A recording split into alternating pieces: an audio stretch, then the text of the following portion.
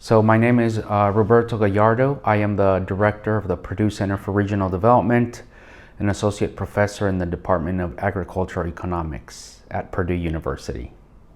COVID shed a very bright light to the issue of inadequate connectivity.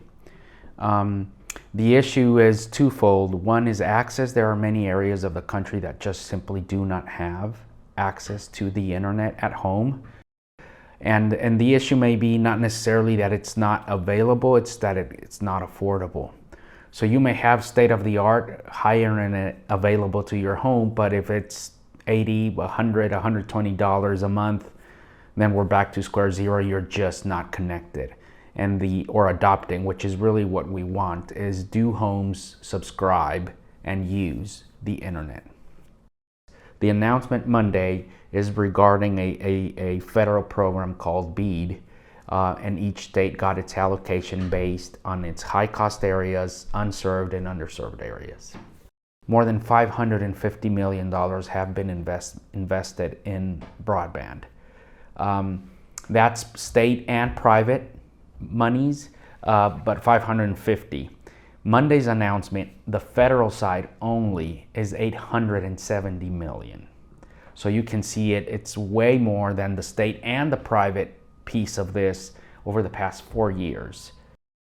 Now that's only the public side. Now you also have I think the BEAD requires 20% match from providers, so add 20% at least to those 800 million, and you're getting close to $1 billion that are going to be invested over the next 2 to 5 years. So it's really going to be agnostic as to urban or rural. It's just, are you high cost? Check. Are you unserved? Check. Are you underserved? Check. And then that's where the money's going to go. The state is currently working on a 5-year broadband plan that should dictate how these funds are going to be spent. It will require all hands on deck. It's not an easy problem. It requires multiple parties involved, multiple parties working together. That's the key word, working together. It'll require money, which apparently we have now with this. And it will require being very, very strategic and effective and efficient in getting these dollars where they need to go. One, I would ask folks that see this to please go to the FCC broadband map. You can Google it. You don't have to have home internet to do it. You can do it from your home and put in your home. You can do it from your phone elsewhere and put in your home address. We need to make sure the data that's reflected there is accurate.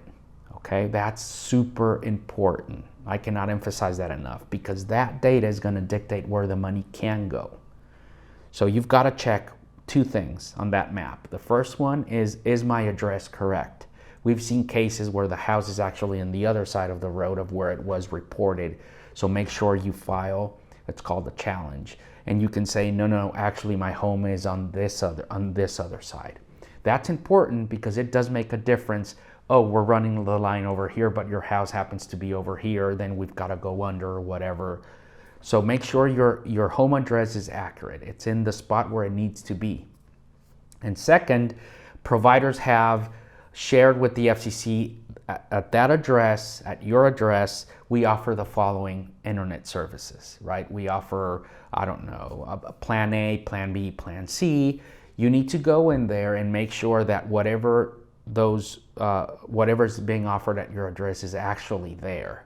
Many times there are some inaccuracies there where no, this provider is not even here. Why are they saying they're here? So you need to go in there and say, hey, this provider is not here. If you go to the provider's website, for example, and type in my address, you'll see that it says no service available, yet the map is saying it is available, right? So you need to go in there and change that, because again, that map is going to dictate where it goes. So start working with your provider now. Go talk to them and tell them, look, this area we know by word of mouth is lacking. What can you do about it? There's BEAD money coming through. How can we help you go after those funds? And then the other thing is go to the map. Please go to the map and make sure your address is correct and the services that are reported are actually available.